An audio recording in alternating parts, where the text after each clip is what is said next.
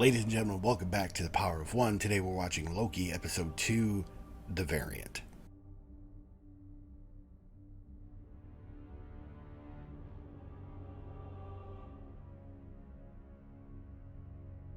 Folks, we're back on this wild ride. That first episode of Loki was something special, and I have a feeling Hiddleston's just going to carry us through an amazing story that they have laid out here. I know what it's like to be the fish out of water, to have to reevaluate your entire life, and that's kind of what Loki's going through. He saw the accepted progression of his life to the finish of it, and had to do a little bit of soul searching, a little bit of wondering what comes next. And I've been there. It's never easy. It's honestly one of the hardest things that you could possibly do in your life, but people are always there to help. Mobius was there to help Loki, give him a new purpose, new glorious purpose. And it's one of those things where if you have to reevaluate things, if you find your life on that fulcrum point, run with it. Find out where it's going. It's terrifying. You're going to be scared as all hell. But it will lead to something that you can live with. It will lead to something new. It will lead to something good. Because it's you. You can make anything you want with it because you are a power. Always remember your own power. So, last episode we got the bomb dropped that the violent variant that they're looking for is Loki himself. They showed the variant in a hooded cloak, of course, because reveals are reveals, murdering some of these TVA agents. That looks like Loki will be working with them to try and catch this variant, and I have a feeling he may be pressed into service this time. Now, the title of the episode, The Variant, could mean two things. Could mean, the investigation, finding out more about the dangerous variant, or it could also mean the rest of the TVA getting used to our Loki. So, why don't we see which it is, or both? Both is good.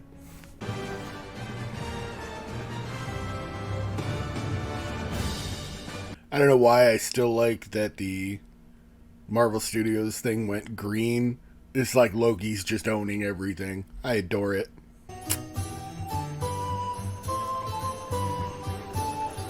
Oshkosh, Wisconsin. I got a friend that lives near there. Hi. What's going on? You guys aren't dressed right. Some of us need this. There's truth to that. There is a escape, a catharsis in doing Ren fairs and things like that.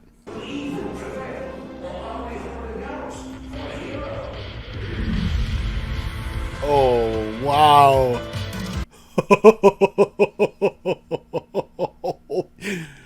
I can't play the music that they're playing. It's Holding Out for a Hero, though. And holy God, it's a good choice. So she's still alive, and now he's taking prisoners?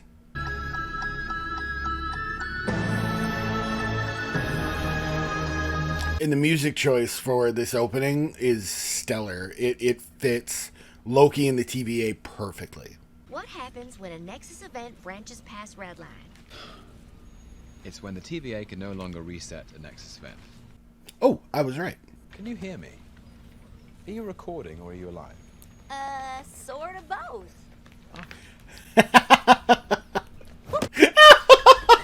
Should all be very familiar with, because the TVA has pruned a lot of these guys, almost more than any other variant. And no Is a bicyclist? An exact facsimile of one's own body in its present circumstance, which acts as a true holographic mirror of its molecular structure.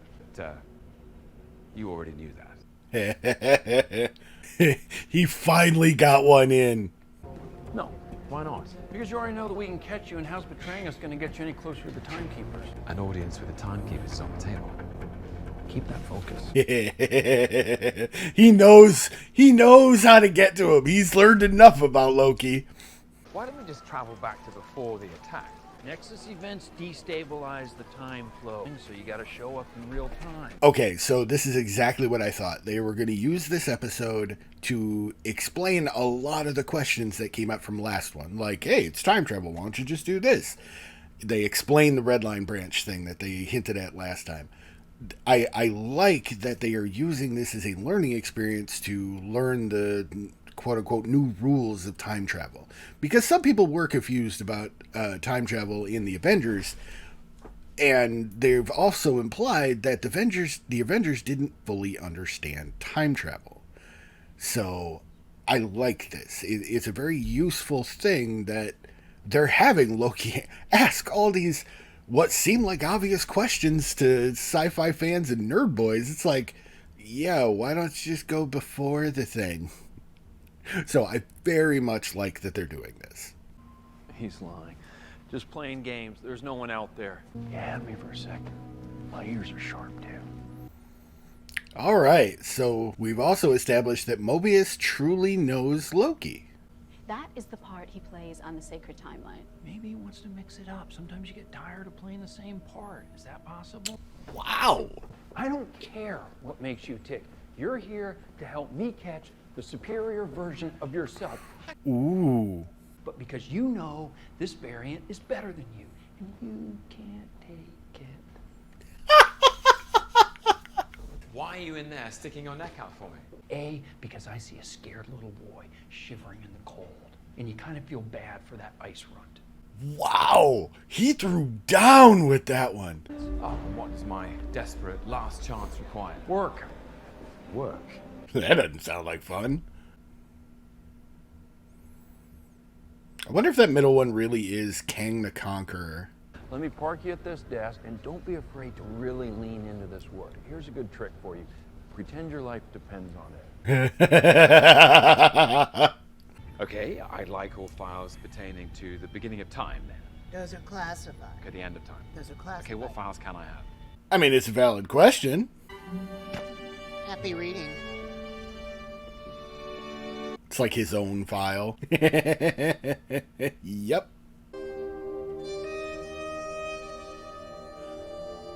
Oh, he skipped past that part. That's right. When he was looking over the videos, he didn't know Asgard exploded. Could that be what the variance is trying to do?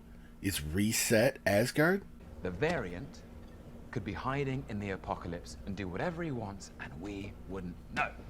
That's actually brilliant. I'd never stab anyone in the back. That's such a boring form of betrayal.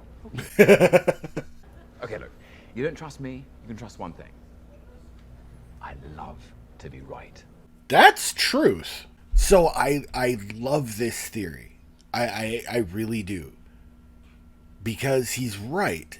Anything you would change or do in the timeline just before an apocalypse would get obliterated by the timeline itself because of the destruction of, say, Asgard in his example.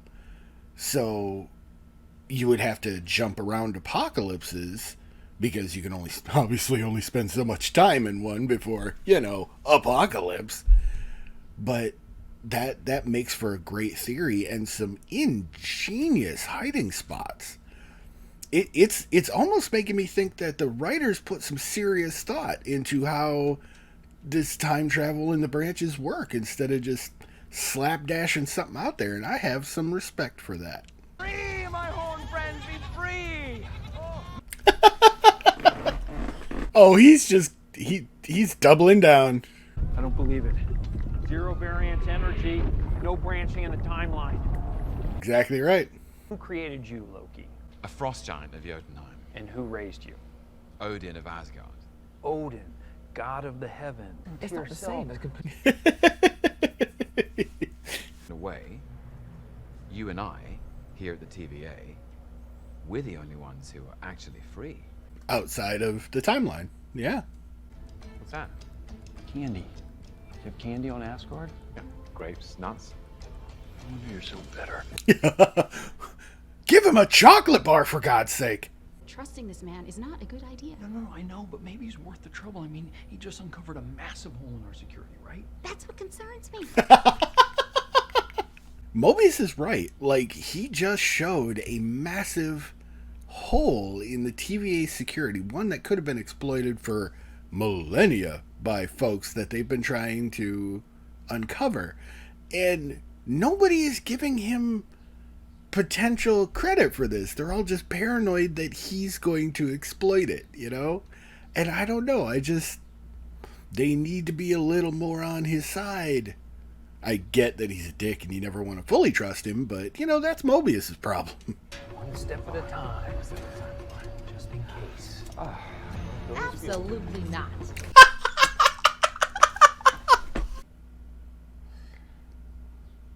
And I do like that they're going into the future as well. They're not just sticking to the past.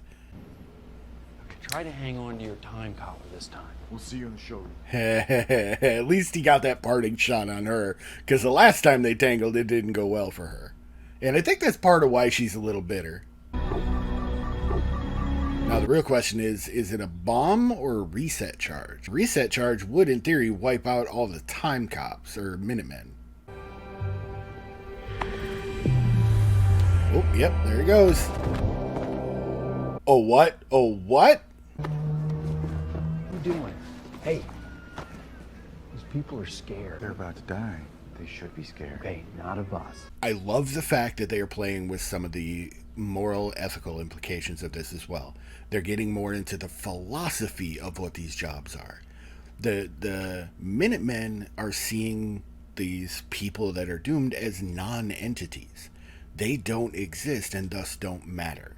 There is no empathy for a person about to die. They're just there to do their job, and everything else doesn't exist, essentially. It's not real because it's either about to be destroyed or about to be reset.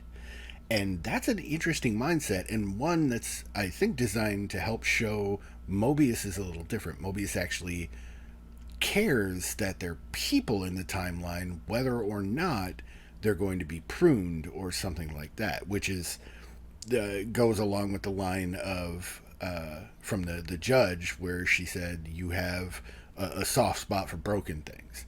Well, all of these people are about to get awfully broken.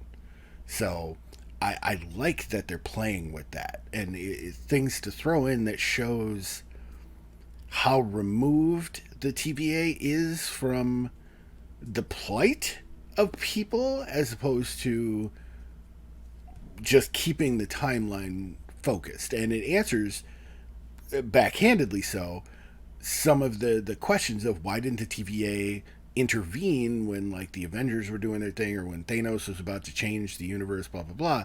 They don't care so long as the timeline says that is what is supposed to happen. Half the people were wiped out in the universe.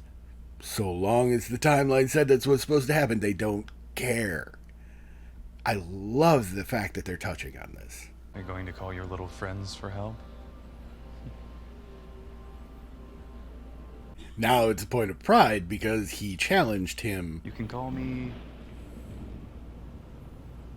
Randy. God, now I understand why Thor found this so annoying.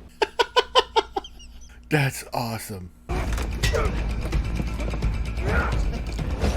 Oh my god. This is the ultimate battle in Walmart, and I'm here for it. Yep. This isn't about I had a feeling. I had a feeling.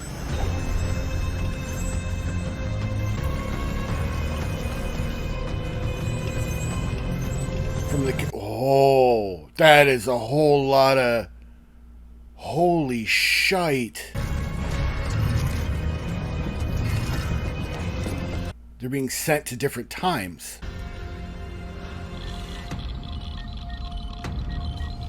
Oh my god! Somebody just bombed the sacred timeline. Oh my god. And those things are going to hit redline before they can even react. And if they go off and all these folks are murdered, then that's going to wipe out the TVA. So this should be interesting because it makes me wonder what areas were bombed. because those reset charges are supposed to reset things according to the sacred timeline, although they did explain it a little bit that it eradicates anything outside of the timeline. So if he bombed specific areas that, say, had TVA agents in it or something like that, I could see it creating those branches. But from the way they explained it so far, I don't get how those reset charges would have impacted things. Yes, Loki said that it disintegrates things in a certain area and lets time heal itself. So maybe it does just eradicate everything and time ends up kind of resetting, you know, just on its own, so to speak. But that's a little odd, something that they'll need to explain in the next episode. But there were, 24 of those things. Imagine all those branches just sprouting up at once along the timeline. There is an extraordinary drain on the TVA's resources, people, all that kind of thing, if that many branches popped up all at once. And the real question is it a distraction, or is this part of a greater plan? Now that we've seen the female Loki in person, which, chef's kiss, I love the fact that they went with the female Loki.